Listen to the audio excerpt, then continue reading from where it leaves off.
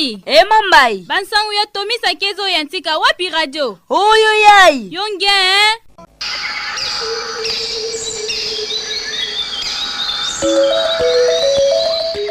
Ngindu ya Radio Tomisa sambu na mposo yai. Ngoma samu na kukinisa bwala mvimba boke salaka yo na mfinda.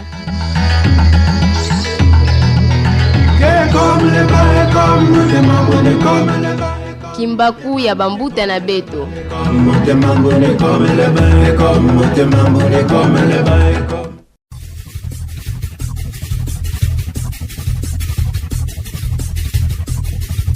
Radio Tomisa, c'est l'heure de s'informer. Radio Tomisa, ntango ya bansango.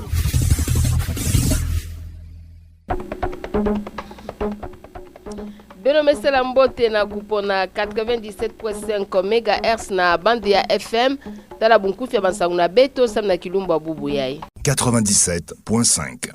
Misambi ya ndonga ya ba SVD ke fula lugambu kuna bona misio katoliki ngondi 97.5.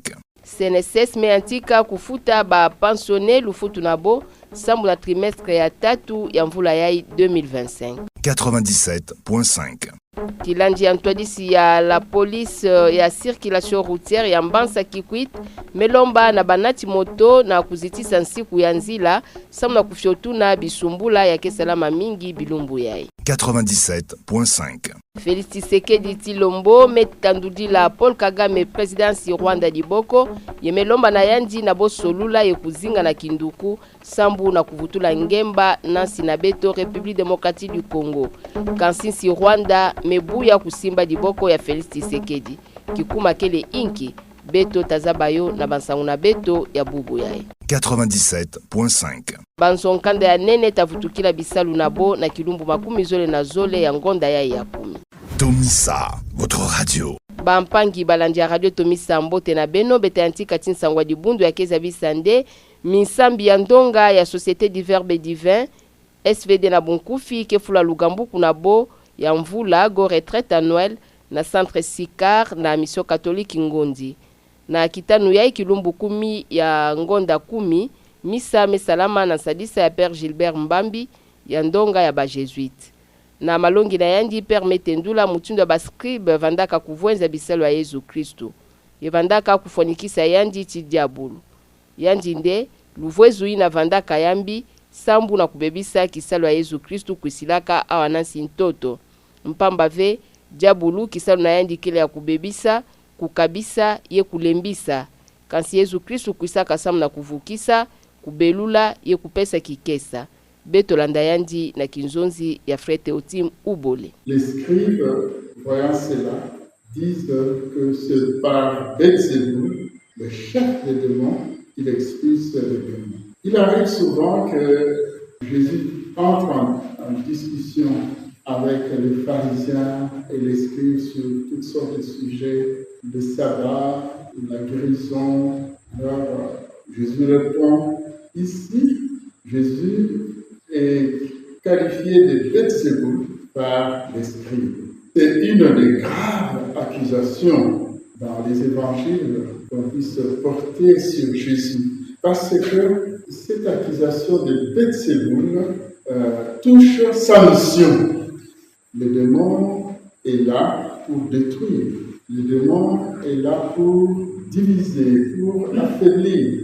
Jésus est venu pour rassembler, pour guérir, pour purifier, pour donner sa vie. Et quand on l'accuse de Belzébuth, on touche vraiment à sa mission. Alors, on voit, Jésus va maintenant développer longuement un enseignement. On sent qu'il est vraiment touché. Il prend la parole. Ces textes, il n'y a que lui qui parle, comme quelqu'un qui est vraiment blessé dans sa mission. Et à plusieurs reprises, il reprend ces mêmes mots. Un peu comme si je suis avec le père Jean-Marie là, et puis il me dit, mais toi tu es un sorcier. Je sais que c'est les sorciers dans notre culture, dans notre village. Alors ce qui va se passer quand je vais répondre, arrête, tu es mon sorcier. Quand quelqu'un je vois, il qui m'accorde, mon sorcier. Donc, ces mots m'ont touché et je ne sais même pas comment expliquer, mais ça m'énerve et en même temps, j'essaie d'expliquer. C'est ça qui est arrivé dans le texte. Jésus avait expulsé un démon. Certains, les scribes, se mirent à dire « Oh, c'est par Belzébuth, le chef des démons, qui expulse les démons. » Alors, Jésus, saisissant leurs intentions, leur dit « Tout royaume divisé devient un désert. » Et ça, c'est le travail de Belzébuth. Ces maisons s'écroulent. Vous dites que c'est par Belzébuth que moi j'expulse les démons. Et vos disciples, par qui les expulsent-ils? C'est pas par Belzébuth. Donc, le groupe Belzébuth l'avait vraiment touché. Alors, il développe un enseignement long sur sa mission. Nzo ya bisalu ya Caisse nationale de sécurité sociale CNSS na Bunkufi me antika kufuta bantu ya kesala kadia kave bisalu ya mebaka ka pension mbongo nabo sambu na 3e trimestre ya mvula ya 2025. Samu na kubakisa mutindo ya bisalu ya kesala maka betolanda ntwadisi ya CNSS mpangi bienveni Nsimbanda na Asel na kinzonzi ya Petit Babana. Objectif ya tourner na biso ezali poto ba kofuta ba pensionnaire na biso tozali Caisse nationale de sécurité sociale. L'État congolais appelle ça biso mission poto ba kofuta ba pensionnaire. Ça veut dire quoi? Batu oyo tango bazalaki makasi bazalaki ko travailler, bazalaki ko bomba mbongo na bango na CNSS. Tango akomi na 65 ans ake na retraite parce que l'âge est bandara de 60 à 65 ans. Tango abimi na retraite après ce que bisone tokozwa bango en charge. Yango no moni toza ko sala tourner pamba te to futaka bango 4 fois l'an. Premier, deuxième, troisième et quatrième trimestre. C'est ko toye ko futa troisième trimestre l'année 2025. Bato bazali concerné ezali ba travailleurs ou ba travailleurs qui kala ba contribuer ki na INSS ba komisiko ba retraité ezali na ba veuve ou azalaki mwasi to mobile ya muto a travailler ki ozali ko bénéficier na retraite so kayibi ko kufa biso siko to futa ye na bana na bango oyo nan ba komi na 25 ans. Et ça na bibingo pourquoi pamba te CNSS a évolué na zamba te. CNSS a évolué na mboka oyo ezali bien organisé, bien structuré. To landaka ni beko izo wita na likolo biso tozo ko sala yango. Depuis un temps ni beko kwa ki na likolo ete batutu bazala bancarisé. Ba ko futama na niveau ya banque. Yango po moni ke biso to futaka na banque tembe pona ko tosa ni beko ya mboka tozala ba rebelle. Na ndambu ya nkaka aya melomba na nkangu ya Metaka TV kinduku tibo na kukwenda kusonikisa bazina nabo betolanda. Tokoloba obele message moko ezali nini nzoto oyo lelo toza makasi lobi toza makasi te ata lobi te melelo oyo ekoyela biso toyeba te okoki mpe ko perdre mo aptitude physique moko qui ne sera plus travailler. CNSS azali wana soki nzoto elembi biso tozwi en charge yango nazosenga na bato nyonso tu oyo bazo travailler nando bese faire immatriculé te na CNSS baleka babiro na biso ezali na plateau na avenue Zundu 25 baya tolakisa bango oyo esengi basala pour être bazala affilié ou immatriculé selon les cas de telle sorte que quand bakoma na 60 ans ou 65 ans to bape kozwa bango en charge. Kaka na mambu metadila kuidika kimununu na ntango ya mutuke baka pension mama Brigitte Giatwa kilanje antwadisi ya CNSS melomba na ba mama ya kesala kabisalu na kukwenda na CNSS samu na kusonikisa bazina na kuidika kimununu nabo betolanda. Kisalu ya ibetike sala bubu ya kuifuta ba pensionné betike binga yoke bantu na bo salaka bo van sala bo van bumba mbongo na bona nzungu na nene nzungu na betike binga yo CNSS Caisse nationale de sécurité sociale yo yina façon bo van bumbila mbongo na bo awa bo me basika na pension yo yina bo yo kuibaka yo ba yina bo vanda bumba yo eti batata bo vanda bumba bo na kubaka ba mama bo vanda bumba ba mama nkaka ba tata me bikabo bo na boyo kusubaka bete bingabo baveve nde boyo kusubaka bambongo ina kaka bayina kubumbisaka bayina kubumbisa ave boyo kuisa ave na kubaka donc yo yina bubu yayi betu me banda na kufuta 3e trimestre na betu me tambula na ba site na betu bandanga na mama kasha makuna yo na betu me kusawa na Sainte Marie Sankuru na kufuta bo bayina boyo kusenregistrer vebo za babo songa ba employeur na bo bakielu na betu ya kukangula bo kuisa na avenue Nzundu numéro 25 pana na plateau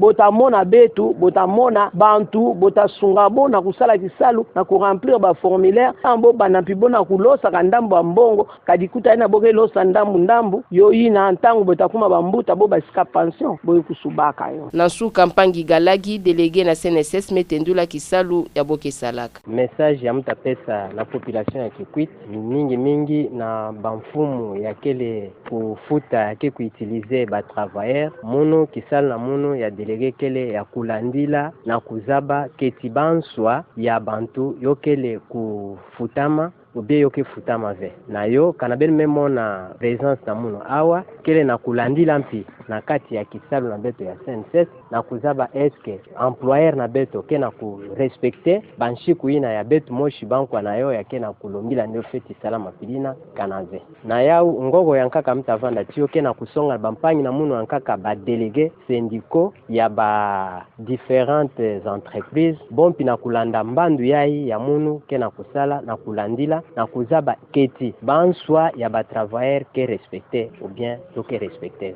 bisumbula mingi mesalama bilumbu yai au nambansa Kikwit yome fwa bantu e bayankaka melwa langolo yeme bikala tibifunanitu bisumbula yai kele mingi yake salama na batukutuku go ba moto sambu na yo beto mesolula na kilandi ya ntwadisi ya PCR Kikwito samna kuzaba inki kele kikuma ya bisumbula yai beto landa mvutu ya Major Benoît Ti ya Mutombo commissaire supérieur adjoint ya PCR na Kinzonzi ya Radio Naben. To constater yango ensemble ngai na yo ke ba accident ekomi ebele mingi ezali bana oyo sika bazali kobotama parce que formation na bango ezali ko salema te ya bawewa ba maison ya vente ya ba moto ekomi ebele multiplicité ya ba maison ya vente ya ba moto ba conducteur pe ba komi ebele statistique na bango pe ezali koyeba na malamu te mwana papa na yaza na mwambongo na ye musolo asumbi moto mwana sisaki classe azwaki diplôme d'état maya kende université ezali te mwana zalaki na vacances nde bazui mutukutuku bapesi mwana abanda ko tambwisa tango mwana zali ko tambwisa wana ayebi code de la route te donc cause ya mibale ezali méconnaissance ya cause de la route ebele bayebi cause de la route te po baza formé te nous devons réfléchir ensemble avec vous société civile police à circulation routière ba service nyonso partenaire na biso otosala ba formation ya bana batambwisi ya tukutuku pour que to éradiquer système wana ya ba accident pe et diminuer pas diminuer ça sensiblement te mais ezali problème ya conformer bango ya misatu ezali luminosité parce que bazo kotambisa ba moto na butu lumière ezali te ya moto ezali ko sifir te luminosité ezali te na kati ya ville okomana mtazo ko kati na kati ya molili motokutuku etutie parce que molili ezali na kati ya mboka toza isusu na bani de poule na kati ya balabala ba mabulu ekomi ebele mingi to constater ba accident na descente ya Nzambe malamu place wana na moni bani de poule ekomi ebele to constater ki accident na niveau ya Kikwiti 3 kuna pe bazoko bongisa nzela ba chinois we wayebi na ka kotambwisa ayebi kotira attention te donc cause mususu ezali inattention des piétons de vice versa des piétons et des conducteurs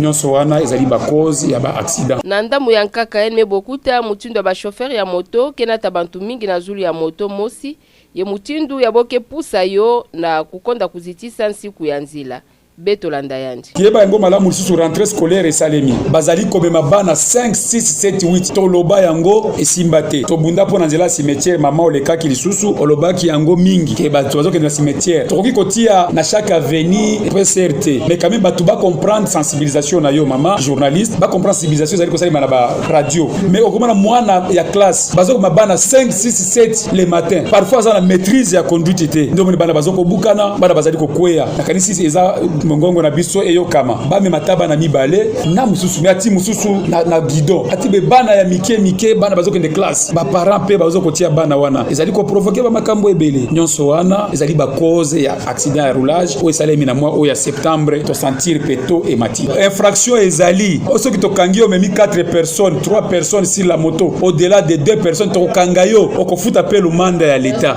na ebisio ki bazoko le kana excès de vitesse so ki ngana bandi kolanda mbangu ekopesa pesa problème biso tozali na ba poste ezali fixe tango bakomi esika pesa razali te ba matisi ba wana lobi yango vraiment bakoleka yango na barrière te et puis tozala ba poste ya contrôle tozala ba poste ya surveillance wana nde na ngeke na pesa yo oyo comprendre yango ba poste de contrôle ezali kola na sortie ya ville eza ba poste ya contrôle biso na katika ba poste ya nini ya surveillance tango amoni te ba poste ya surveillance ezali awa omoni ya kofongola moto vitesse na mwinda 100 wa akei on ne peut pas ko exposer ba policier te mais bana na biso bazala conséquent mais soki tokangi yo tokokanga yo pe tokofutisa yo lumande na suka major Benoît mepesa ndongisila na bantu yake tambula na makulu ti ba chauffeur yake nata ba moto ti ba mituma mbila Betolanda ba usager ya route ngai pe nazali usager nayo pe ozali usager et bazali ko kanga baza ba usager donc esengeli totala ngambo na ngambo tozala prudent imprudence wana ekomi vraiment na ebité soki nini me batu nyonso tozala prudent toyebi loboko ni totambola kaso koza kotambola na makolo koyeba komi batela d'abord yo moko koyeba komi batela to so pesi conseil pe na bawewa batambwisa malamu tozana kati ya agglomération vitesse limitée neti na moto 20 20 à l'heure pour cause kima 60 80 à l'heure na kati ya agglomération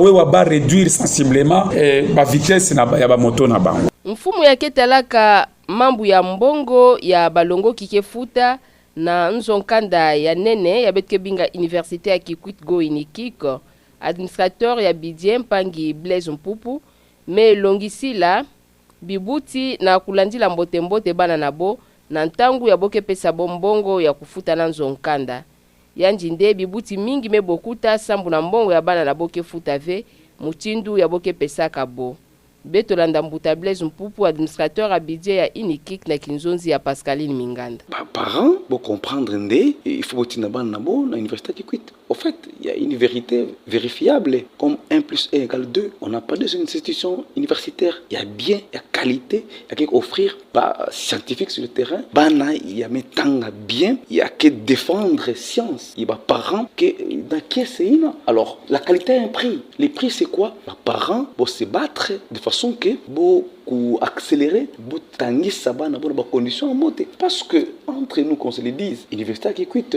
dans leadership, il y a professeur Alphonse Kapumba Nkodi qui dit les bénisse. Honnêtement, qu'il y a un partenariat incontesté, il y a bien, il y a Kitoko, il y a une université un peu tout, mais quand université un peu tout, de façon que pendant la bête que tanga awa, pour avoir une occasion de bourse pour tanga hier et va long il y a un peu pour ça pour changer d'expérience. Dans l'université la bête qui quitte, il y a dans le domaine il y a la faculté de médecine, il y a dans l'agronomie, il y a partout donc c'est une grâce et en principe les parents il y a qui quitte tia babola nzunga les 4 territoires Masimanimba, Gungu, Idiofa, Bulungu et même Inongo, les autres, c'est la grande université du Grand Bandundu. Maintenant, avec tout ce qui s'est passé, les ministres sont venus, même les gens, ils ont Kassai, mais confirmer les noms, mais qui quartier latin par rapport à ce qu'ils ont vu ici. Et donc, ça, je le dis toujours encore, qui dit bénisse le professeur Kapumbanko de France, parce que c'est lui qui a la vision. Et nous sommes là pour l'accompagner dans cette vision-là. Et les preuves sont là. Bando qui quitte, je pense que quelle est l'occasion, ça va parents, na kisika, ya bana kebaka, mayele, ya mbote mayele ina kesa beaucoup mabantone na kata lujini na ndambu ya nkaka abe ya Inikik melomba na bibuti na kukwenda bomo sikufuta mbongo yai sambu na kubuya bakulu dimba ya bana kesa labo Betolanda parents que mon pas mingi des fois ngeta mona nunga makambongo ngemona mwana ukisa tataki dila de papa mwana me pesa ni mbongo vule mwana kezola mama ke dila ça me pesa mwana mbongo mwana nki media mbongo donc kabuli tout le système je ne sais pas comment va parler ça parce que bana ko na gisa ça pareil faut la bover mais ah na grâce quand même bana ke na conscience fait je ne sais pas qu'est-ce qu'on doit faire mais au moins makambongo pas seulement dans l'université de budget donc moi kezola quand même de parents utala na kutinda bana confiance na pesa mbongo ça mbala mingi betke mona bobe pesa mwana mbongo malantama mais moi na media mbongo ya kusakuna pinde omelo bana mbongo pinde université luvunu mingi alors betke solande mvula ya ikuvana mvula mosi ampa ya mbote sana ba parents na betu bo souffrir ve bo ndambo bo mezo boina bo pesa bana bo tanzo kanda na pila mbote balongi mbi déjà bokele betu déjà kusala ba réunion na cette réunion de façon que ani ko banda très bien Radio Tomisa ngoma ya Kikwit 97.5 MHz na bande ya FM na sangoya sinabe to betazabi sande Félix Tshisekedi président ya République démocratique du Congo metandula diboko na yandi nasi Rwanda yemendi mande bokuvanda kisika mosi sambu na masolo yalmeza bisa dibansa ya nasi Belgique na mbansa Bruxelles kisika lukutakano ya nene ya mbala zole ke salama ya bomebinga na kifalansa nde deuxième édition du Global Gateway Forum. Yamevukisa ba chef d'État ya bansi mingi, banduku ya bansi ya nzenza go ba partenaire international, yikadiaka ba émissaire yamekatuka nasi États-Unis na Qatar.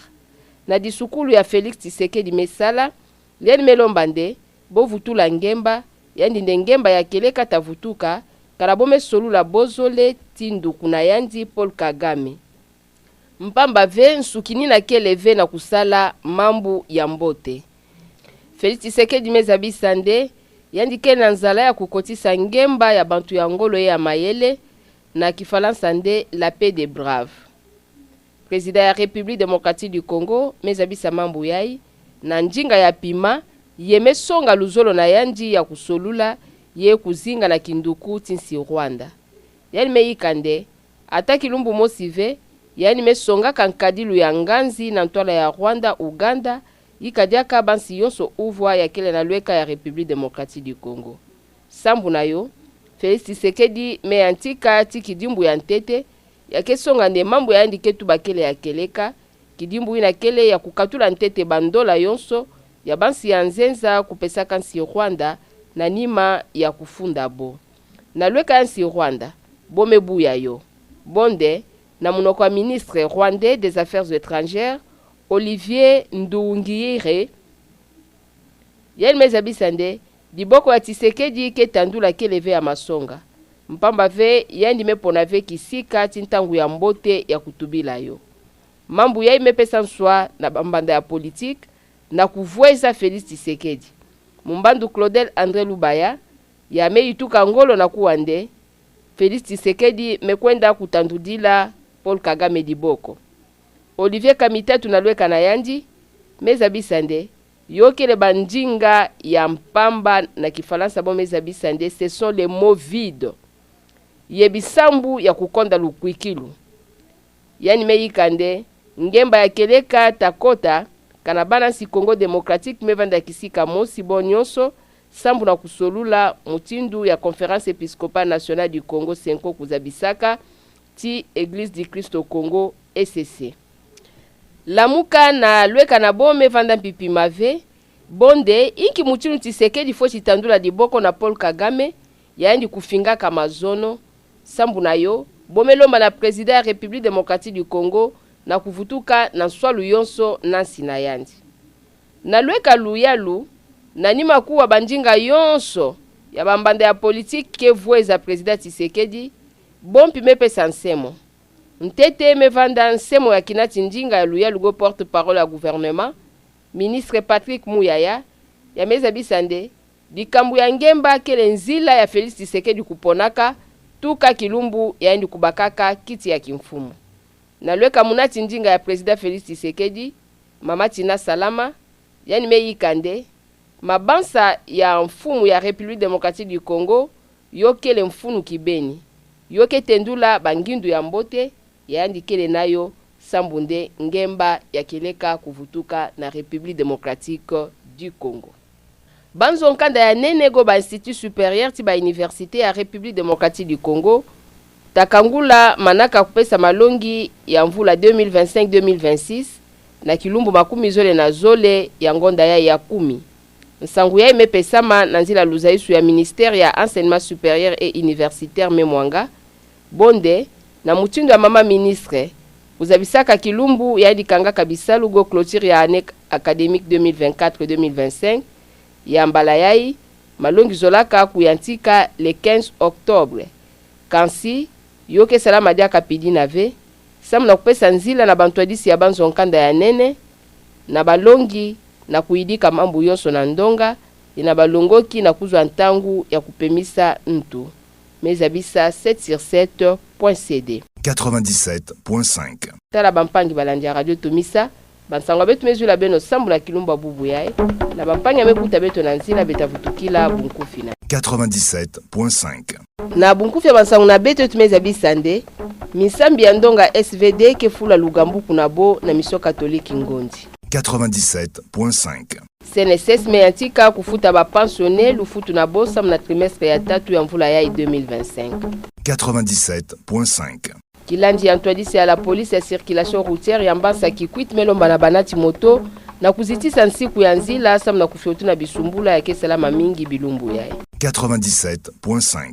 Félix Tshisekedi Tshilombo me tanduli la Paul Kagame président si Rwanda Diboko yemelomba na yandi na bosolula ye kuzinga na kinduku sambu na kuvutula ngemba kansisi Rwanda mebu ya kusimba Diboko ya Félix Tshisekedi kikuma nayo beto mezaba 97.5. Banzo nkanda ya nene tavutukila bisalu na bo na kilumbu makumi zole na zole ya ngonda yai ya 10. Tomisa, votre radio. Matondo la beno nyosa melanda bansangu na beto kanome kumila beno mbote nyonso. Matondo ben pesa na kimvuka bansoniki ya radio Tomisa, ingénieur Petit Baba na mesa disa beto na traitement et mise en onde. Nyonso na lutwadi sa frete otim ubole koshi, kinzonzi ya Chantal Kindundo Muika, ya kezo dia na beno nyonso kulanda mbote ya manaka na beto.